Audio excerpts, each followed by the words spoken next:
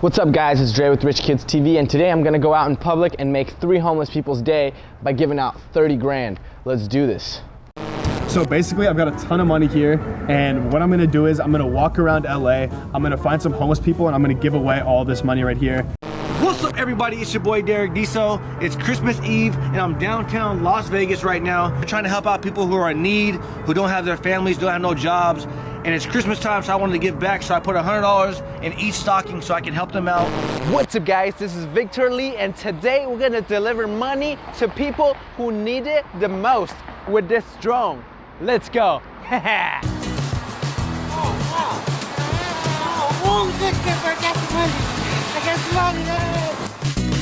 This is not clickbait. I'm going to give a random homeless guy $10,000 today. Today we're going to go up to homeless people and give them 3 options. Beer, food, or money. Let's see what they choose. Smash the like button, make sure.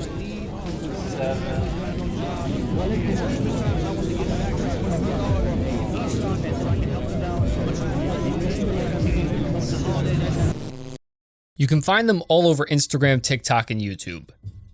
People displaying extreme generosity towards homeless people, dishing out the kind of money even someone with a steady job would be grateful for. In the cesspool of negativity, narcissism, and misinformation that is social media, these videos seem to give some hope that Gen Z and millennials aren't as self-absorbed and image-obsessed as they're made out to be. Or do they? At first watch, these videos seem to show acts of true altruism, people getting out on the streets to make a real difference in the lives of those who have been failed by society. But to be honest, they've always made me a bit uncomfortable. And I can never really pin down why. I wondered if I was just a nihilist who refused to acknowledge the good in the world, or maybe I was secretly jealous of the amounts of money these people were able to effortlessly give away. Then one day it hit me. It wasn't just me. These videos are much, much darker than they appear. Despite what we see on our screens, these videos actually do quite a bit of harm to both the person supposedly being helped and to our society at large.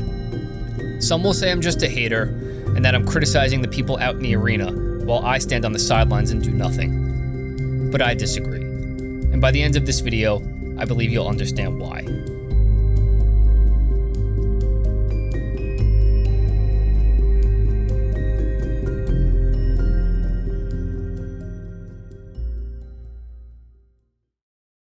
On January 3rd, 2011, Columbus Dispatch videographer Doral Chenoweth uploaded a video to the newspaper's website. It was of a disheveled homeless man panhandling on the side of a highway. He held a cardboard sign asking for help and stating that he had the God-given gift of voice. Curious to find out what this meant, Chenoweth gave the man some money, and what happened next shocked the world. Hey, I'm gonna make you work for your dollar. Say something with that great radio voice. When you're listening to nothing but the best of oldies, you're listening to Magic 98.9. Thank you so much. God bless you. Thank you. And we'll be back with more right after these words. And don't forget, tomorrow morning is your chance to win a pair of tickets to see this man live in concert. Thank you so much. The man, Ted Williams, had a voice tailor-made for radio. In fact, he had at one point been a radio host, but had to leave due to issues with drugs and alcohol. For the next 18 years, Williams lived on the streets, battling drug and alcohol addiction while accumulating an arrest record. He'd always hoped his voice would be what gave him an opportunity to get back on his feet, and in the end it was. On January 3rd, 2011, Ted Williams was begging for money on the side of the highway. On January 5th, after the video went viral on YouTube, he was interviewed on CBS's The Early Show, followed by an appearance on The Today Show one day later, where he announced that he had a job interview lined up with Kraft Foods. Kraft home-style macaroni and cheese. Cheesy noodles topped with golden brown breadcrumbs. You know you love it. This was followed up by a job offer and a house from the Cleveland Cavaliers, as well as a confirmed voiceover job with MSNBC. It was a rags to riches story on steroids, and the world couldn't get enough of it. But while this particular story was unique and the public response overwhelming, the psychological mechanisms at play were pretty predictable. Since the dawn of media, certain categories have been proven to reliably capture and hold people's attention. Sex, get-rich-quick schemes, health and beauty, shock and awe, and of course, feel-good stories. And while each of these is sure to hold the viewer's attention, The feel-good category elicits a psychological response that's a bit different from the others. Consuming certain forms of media leave us feeling guilty, like we've mindlessly wasted precious hours of our lives. But feel-good stories leave us, well, feeling good. This is due to something called moral elevation. When consuming media, we have a vicarious experience in which we empathize with the person we're watching. Think about the last time you watched a movie and you genuinely felt fearful when the protagonist was in a dangerous situation. When it comes to feel-good stories in which one person is helping another, we actually have two vicarious experiences at once. We experience ourselves as the doer of the good deed, as well as the recipient. We've all played both roles in our lives at some point, and when we watch these kinds of videos, our brains are able to draw upon our past experiences to have simultaneous vicarious experiences as each person involved. This is why the season 19 premiere of the Oprah Winfrey Show went down as one of the most iconic moments in TV history.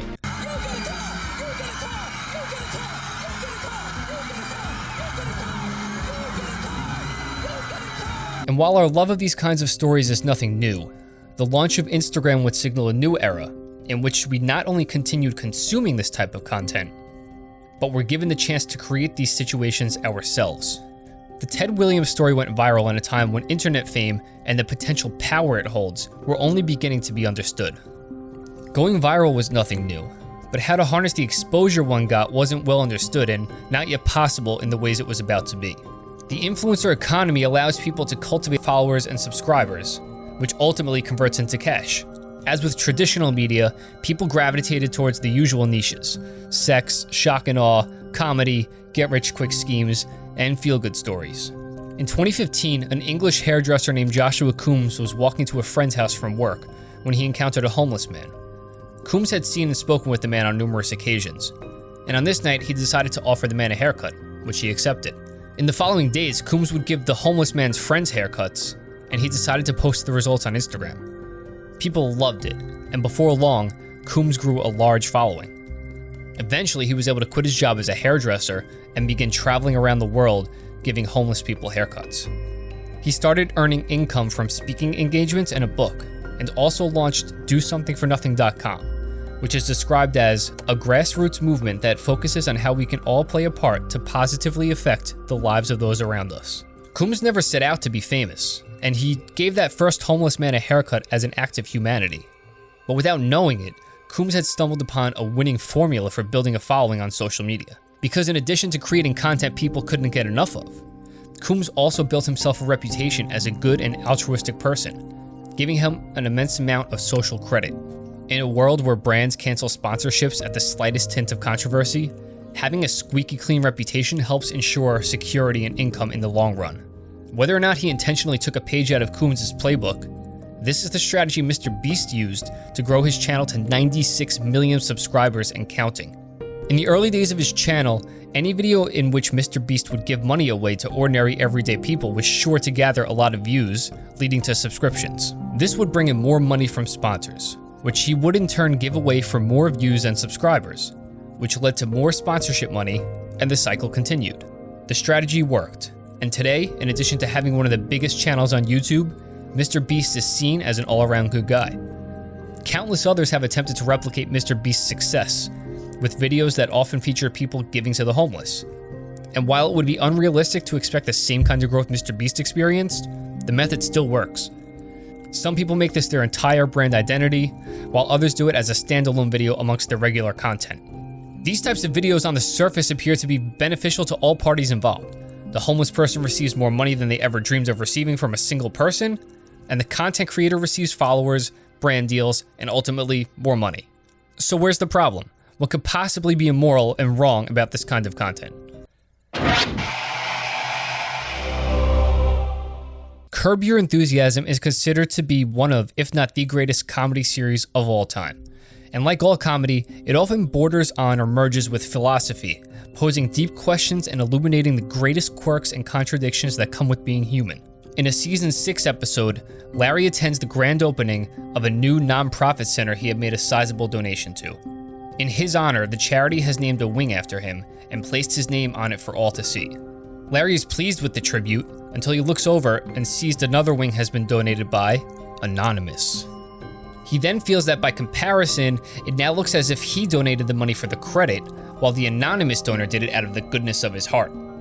To make matters worse, Larry then learns that the anonymous donor isn't so anonymous. It's actually his arch frenemy, Ted Danson. And while Ted has supposedly only told a select few close friends about his donation, it seems word has spread to everyone in attendance, and they're all visibly impressed and enamored with him. The way Larry sees it, Ted has hacked the system. People see anonymous donations as more altruistic and pure than public donations. By withholding their name, the donor is conveying that they don't want any attention or credit for their good deed. This earns them a great deal of admiration and respect from the community, although nobody knows who it is that they're respecting. By telling a few people he was the anonymous donor, Ted knew his secret would get out. He's then able to be publicly known as the donor, but still receive the added respect and admiration for having wanted his donation to be anonymous, even though, of course, the act of telling people he was the donor should negate that. This is very similar to what's happening in these videos. If the people in these videos were truly motivated by altruism, there wouldn't be a video of them doing their good deed in the first place. The very existence of the video and the fact that it's being posted to social media automatically tells us this person's actions were done in order to build a following and gain social credit. To many of us, this is obvious, but one look at the comments reveals that there are people out there who are being deceived, who think that this person is truly acting out of an interest for the well-being of others. And it might seem like there's nothing wrong with this. That is, until we consider the type of power it's giving the people in these videos, and what kinds of people may be making these videos in the first place. Jay Mazzini is a disgraced former influencer who used his reputation as a benevolent street philanthropist to scam his followers out of millions. Mazzini grew his audience by giving away large sums of money to random people. The more he gave away, the more his following grew. And as he gained followers, he continuously looked for new ways to scam them. His scams ranged from promising to give large sums of money to people who purchased from his clothing line, to offering to buy Bitcoin at 5% over the market value from his followers, only to never pay them. I had someone who told me he was looking for Bitcoins, paying 5% over market price. And when I got his bank receipt, I was like, okay, the only way this guy could get me is if he literally canceled the wire and commits wire fraud. So that's what he did to me, basically. He gave me a wire that I then discovered was fake. For a time, it seemed Mazzini might just get away with it. That is, until he and two accomplices kidnapped a man, beat him, and threatened to kill him with a machete if he went to the police. All because the man threatened to reveal the truth about Mazzini to the public. Many wonder how this man got away with multiple scams for so long, and why so many people trusted him. But remember, Mazzini had built up a reputation. He was a good guy, a noble philanthropist, doing more for the community than even Bill Gates himself. I don't see Bill Gates doing nothing for the community. Mazzini represents the worst of the street philanthropists, but you have to wonder how many people have the same mentality, use the philanthropy shtick to build credibility, then flip to some other method of making money. But this brings us to the real major moral dilemma that comes along with the creation of these videos. Author Mark Manson is known for his books, The Subtle Art of Not Giving a F*** and Everything is F***, along with his popular self-help site, markmanson.net, where he gives, quote, self-help advice that doesn't suck. In an article titled One Rule for Life, Manson discusses the ideas of philosopher Immanuel Kant. Kant outlined what he called categorical imperatives. These were rules to live by that Kant believed applied to all people at all times, no matter your age, religion, gender, or current circumstances. They're universal truths to be adhered to at all costs. Over time, some of these categorical imperatives didn't hold up to scrutiny, but one did emerge as superior to the rest, and Manson believes that if this rule were to be followed, the world would be a much, much better place. The rule, act that you use humanity, whether in your own person or in the person of any other, always at the same time as an end, never as a means. Or as Manson interprets it for the modern audience, each person must never be treated only as a means to some other end, but must also be treated as an end themselves. Here's how Manson explains it. Let's say I'm hungry and I want a burrito. I get into my car and drive to Chipotle and order my usual double meat monster that makes me oh so happy on a weekly basis. In this situation, eating a burrito is my end goal. It's ultimately why I'm doing everything else. Getting in the car, driving, buying gas, and so on. All of these things I do to get the burrito are the means, i.e. the things I must do in order to achieve my end. An end is something that is desired for its own sake. It is the defining motivating factor of our decisions and behaviors. If I wanted to eat a burrito only because my wife wanted a burrito and I wanted to make her happy, then the burrito is no longer my end. It is now a means to an even greater end, making my wife happy. And if I only wanted to make my wife happy so I could hopefully get laid tonight, now my wife's happiness is a means to a greater end of sex. Likely that last example made you squirm a bit and think I'm kind of a dirtbag. And that's exactly what Kant is talking about. His argument, hell, his rule states that treating any human being as a means to some other end is the basis of unethical behavior. So treating a burrito as a means to my wife's end is fine. It's good to make your spouse happy sometimes.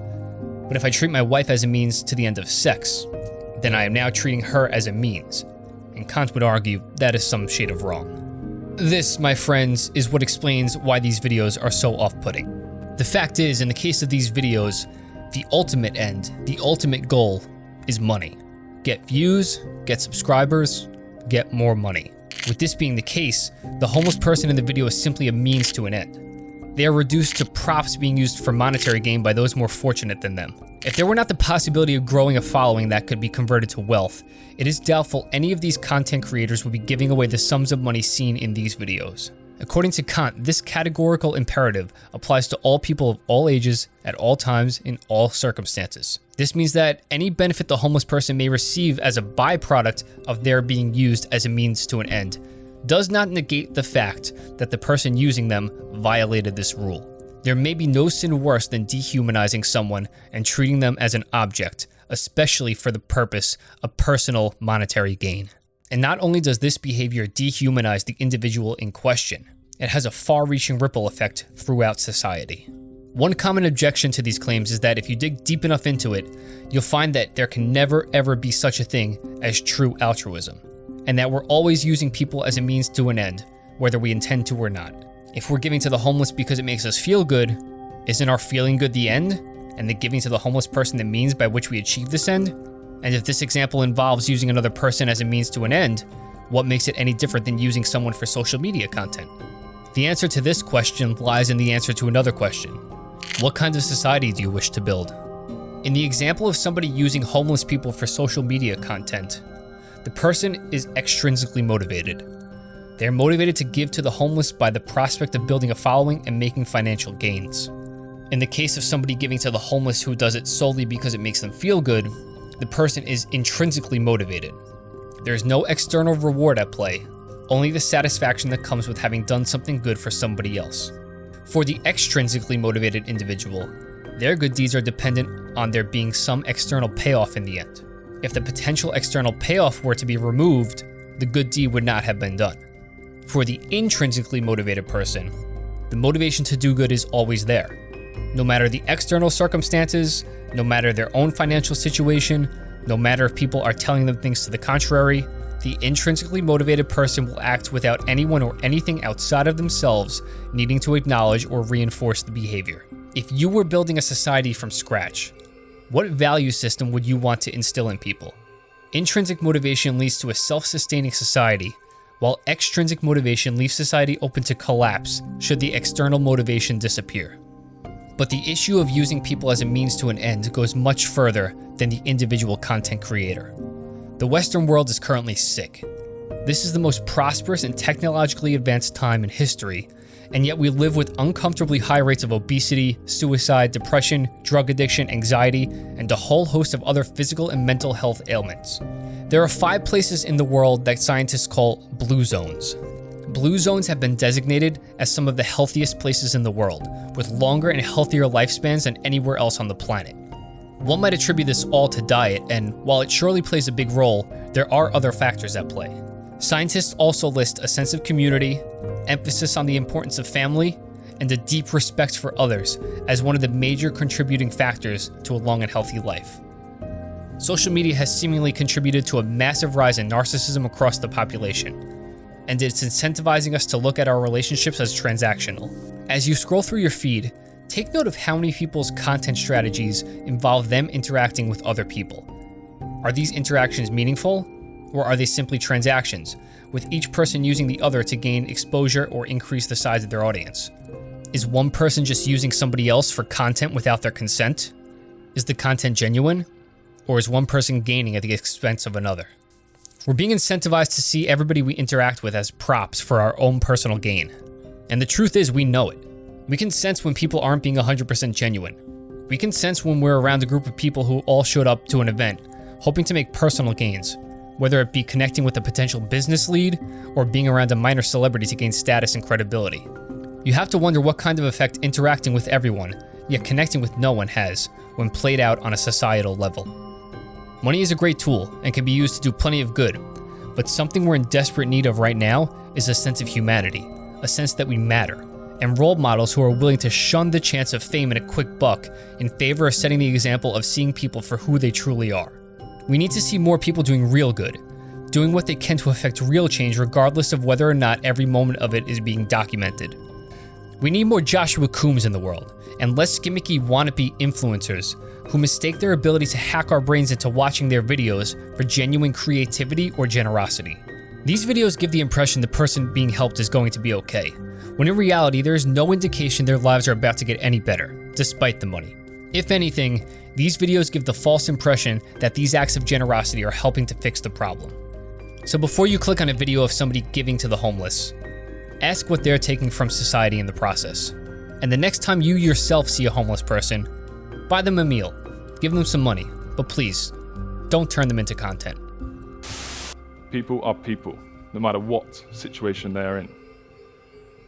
And so I challenge you to simply acknowledge, smile, stay in chat if you have a while. Thank you.